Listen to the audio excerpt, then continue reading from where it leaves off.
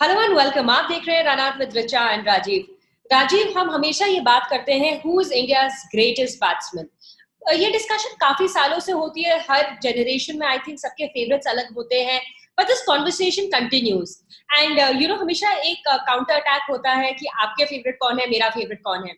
But एक बड़ा interesting पोल करा है अभी विस्टर्न इंडिया ने, एंड उस पोल के अंदर the greatest batsman of India is Rahul Dravid. And उन्होंने सचिन तेंदुलकर को बाय अ मार्जिन बीट करा है। एंड बड़े इंटरेस्टिंगली कैसे वो he is beaten just like his game, कि वो स्लोली ऊपर जाते थे, same way his radar in this choice also, and a large number of लोगों से इन्होंने पोल करा है। तो राजीव, आप मुझे सबसे पहले बताइए कि आपके हिसाब से why has Rahul Dravid won, जबकि वोटिंग है, ये कोई पर्सनल चॉइस नहीं है। देखिए, उसके रीजन कई रीजन है और उसमें अगर आप विजडन जब भी कुछ इस तरह का सर्वे करती है तो उसमें कुछ सर्टेन क्राइटेरियाज वो बनाते हैं और उन क्राइटेरियाज पे वो वोटिंग कराते हैं। एक सैंपल लेने का उनका तरीका है और उसके जरिए लेते हैं। जो सबसे इम्पोर्टेंट बात है ऋचा की पिछले 50 सालों में सबसे बेहतरीन टेस्ट क्रिकेट के बल्लेबाज के तौर पर राहुल द्रविड़ को चुना गया। आप सोचिए कितने बड़े बड़े दिग्गज बल्लेबाजों को उन्होंने पीछे छोड़ा है। सुनील गावस्कर, जिनका मैं जबरदस्त फैन हूँ टेस्ट क्रिकेट में, 70s और 80s में जिस तरह के फास्ट बॉलर्स को सुनील गावस्कर ने बिना हेलमेट के खेला, उनके अगेंस्ट रन बनाए, उनके अगेंस्ट कुछ ऐसे मैचेस ड्रॉ भी कराए जो हम ऑलमोस्ट हार चुके थे। अब मुद्दा आता है कि राहुल द्रविड़ क्यों चुने गए हैं। तो राहुल द्रविड़ जो चुनने जाने का रीजन, सबसे बड़ा रीजन है कि सब कॉन्टिनेंट के बाहर यानी कि सीना देशों में जो हम बात करते हैं कि south Africa, New Zealand, England, Australia में जाके न सिर्फ राहुल द्रविड़ ने रन बनाए बल्कि आप देखें जो टेस्ट मैचेस भारतीय टीम ने जीते उस टाइम में, उसमें राहुल द्रविड़ का कंट्रीब्यूशन बहुत ही बड़ा था। सचिन तेंदुलकर ने 200 टेस्ट मैचेस खेले हैं, राहुल द्रविड़ ने 164 टेस्ट मैच खेले हैं। दोनों ही बल्लेबाजों ने 12,000 से ऊपर रन बनाए टेस्ट क्रिकेट में। लेकिन जब बात आती है कि क्राइसिस में किस तरह से कौन सा बल्लेबाज खड़ा रहा क्रीज पर और किन परिस्थितियों में, कई इसमें क्राइटेरियाज डाला गया है। उसमें ये भी डाला गया कि किस ओपोनेंट के अगेंस्ट बॉलिंग आपके ओपोनेंट की कैसी थी, किस तरह की कंडीशंस में रन बने हैं। और राहुल द्रविड़ की कुछ इनिंग्स तो बहुत ही बेमिसाल है, मुझे हमेशा ज़हन में आती है। आप और कुछ शेयर करिए हमारे साथ कोई ऐसी इनिंग्स। बहुत सी इनिंग्स है ज़हन में। अगर आप मिसाल के तौर पे एक तो कलकत्ता टेस्ट मैच ही याद करें, लोग वीवीएस लक्ष्मण की इनिंग को याद करते हैं, बट मेरे लिए जो राहुल द्रविड़ ने बैटिंग की और पूरे दिन वो साझेदारी थी, वो कमाल थी। और राहुल द्रविड़ के सिर्फ शतकों पे हम नहीं जा सकते रिचा, जिस नंबर पे वो बैटिंग करने आते थे वो नंबर इतना क्रूशियल होता है टेस्ट मैच में। वो एक तरह से ना रिवॉल्व करती है, नंबर 3 पे आते हैं ना तो पूरी बैटिंग उसके इर्द गिर्द रिवॉल्व करती है। राहुल द्रविड़ जितनी देर क्रीज पे होंगे, पीछे के बैट्समैनों के लिए चीजें बहुत आसान हो जाएंगी। नंबर 4 पे सचिन आते थे, फिर वीवीएस, फिर सौरव गांगुली। तो इनके लिए चीजों को आसान करने का काम राहुल द्रविड़ करते थे और साथ ही खुद अपने लिए रन भी बनाते थे। ऐसा नहीं कि वो स्ट्रोकलेस वंडर थे, उनके पास बहुत शॉट्स थे। वनडे क्रिकेट में भी उन्होंने 10,000 से ज्यादा रन बनाए। और जिस तरह आपने पूछा, एक तो मुझे कोलकाता की इनिंग्स याद आती है, दूसरा इंग्लैंड में उन्होंने कई कमाल की इनिंग्स खेली हैं। और उनका डेब्यू टेस्ट मैच मुझे जहन में आता है, लॉर्ड्स में अब से 22 तारीख को उनका डेब्यू था 1996 में, जब सौरभ के साथ उन्होंने डेब्यू किया था रिचा। सौरभ ने उस मैच में शतक बनाया था और राहुल द्रविड़ 94 पे आउट हो गए थे। तो वो कुछ ऐसी इनिंग्स हैं क्लास। फिर एडिलेड में जब हम टेस्ट मैच जीते, आपको याद होगा, अजीत अगरकर ने जहाँ पे 6 विकेट लिए थे, राहुल द्रविड़ ने पहली इनिंग में शतक लगाया और दूसरी इनिंग में वो नॉट आउट थे और वो कैप हटा के बैट ऐसे करना भी याद आता है राहुल द्रविड़ को, जो एक्सप्रेशन थे ऑस्ट्रेलिया को ऑस्ट्रेलिया में हराने के। तो बहुत कमाल के बैट्समैन थे। और हम और ऋषभ कुछ दिन पहले हम आप बात भी कर रहे थे कि लाइफ सेव करने के लिए अगर किसी बैटिंग के लिए चुनना हो तो मैं तो राहुल द्रविड़ को चुनूंगा। उनकी 52% वोट्स राहुल द्रविड़ को मिले हैं। 11,400 लोगों की वोटिंग हुई है और हाँ जी, और 52% वोट मिले हैं। तो वहां पे आप देख सकते हैं कि कितना लोगों ने प्रेफर करा है राहुल द्रविड़ को, this a large number of people. साथ ही साथ उनके एक और बड़ी इंटरेस्टिंग चीज रही है राजीव, जो मैं मेंशन करना चाहूंगी, कि अगर टॉप लीग की बात हो तो वहाँ सुनील गावस्कर, विराट कोहली, सचिन तेंदुलकर के भी नाम है in the top 4। So basically choices, मतलब जो हम कहते हैं ना कि फेवरेट ऑफ चॉइसेस जिस लिस्ट में जाती है, वहां पे आउटशाइन कर रहे हैं बिल्कुल Rahul Dravid, and he is come out as a winner.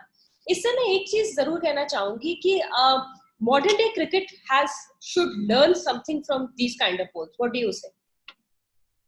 बिल्कुल। देखिए, राहुल द्रविड़ ने अपनी क्रिकेट को अपने तरीके से खेला। वो हमेशा कहते थे कि वो सहवाग की तरह बैटिंग नहीं कर सकते, वो सचिन तेंदुलकर की तरह स्ट्रोक्स नहीं खेल सकते, लेकिन जिस जिस अंदाज में वो बैटिंग करते थे वो टीम इंडिया को सूट करती थी। जिस नंबर पे वो बैटिंग करते थे वो टीम इंडिया को सूट करती थी। और टेक्निकली अगर आप देखें ऋचा, वर्ल्ड में अगर आप वर्ल्ड की बात कर लेंगे तो इंडिया का सर्वे था। मैं वर्ल्ड क्रिकेट की बात करूं, टेस्ट क्रिकेट में नंबर 3 पे इतना टेक्निकल साउंड बैट्समैन मैंने तो नहीं देखा। रिकी पॉन्टिंग के बारे में लोग जरूर कहेंगे उनका रिकॉर्ड बहुत शानदार है नंबर 3 पे, लेकिन बात जब टेक्निक की आती है, टेक्निकल कितने साउंड है, आप किस तरह से अपने ऑफ स्टंप को समझते हैं, ऑफ स्टंप की बाहर की गेंदों को छोड़ते हैं, देन वो आंख बंद करते ही ना आपको राहुल द्रविड़ का चेहरा नजर आएगा।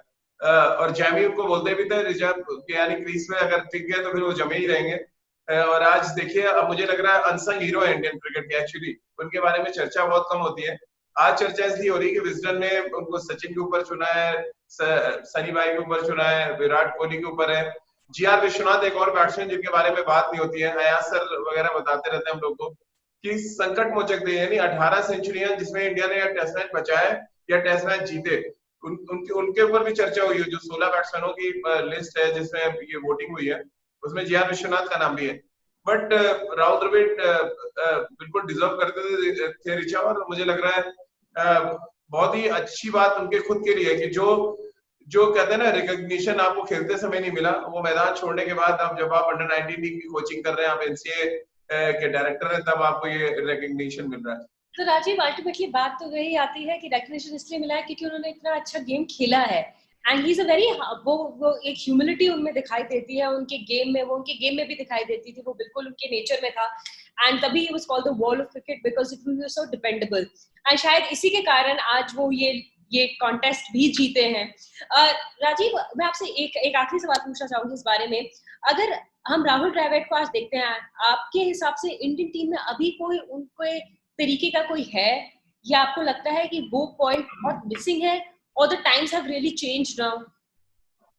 देखिए, टाइम अब बदल चुका है ऋचा। राहुल द्रविड़ की टेक्निक, अगर आप बैटिंग करने जाएंगे तो फिर आप एक ही फॉर्मेट खेल पाएंगे। आप चेतेश्वर पुजारा एग्जांपल देख लें, वो उनका डिफेंस बहुत स्ट्रांग है, बट वो अटैकिंग बैटिंग वैसी नहीं कर पाते जैसे विराट करते हैं या रोहित शर्मा करते हैं या युवराज सिंह क्या करते थे। वो चेंज हो रहा है धीरे धीरे टाइम। आज टेस्ट क्रिकेट में भी देखें आप, डिमांड होती है कि रोहित शर्मा अगर बैटिंग करेंगे ओपन तो हम आएंगे देखने, भी तो नहीं आएंगे। तो वो डिफेंसिव क्रिकेट का टाइम थोड़ा सा चला गया। आप इंडियन टीम के ओपनर्स देख लें, शिखर धवन भी स्ट्रोक प्लेयर है, रोहित शर्मा भी है, या तीसरे ओपनर के तौर पर अगर आप के राहुल को लेके जाते हैं वो भी स्ट्रोक प्लेयर है। तो वो राहुल द्रविड़ वाला क्लास आपको नजर नहीं आएगा। वो छोड़ना, वेल लेफ्ट करना, वो जिस तरह के स्टांस के साथ बैटिंग करते थे, उनका स्टांस कॉपी बुक था, कहते हैं ना किताबों में जो होता है वो सारी चीजें थी।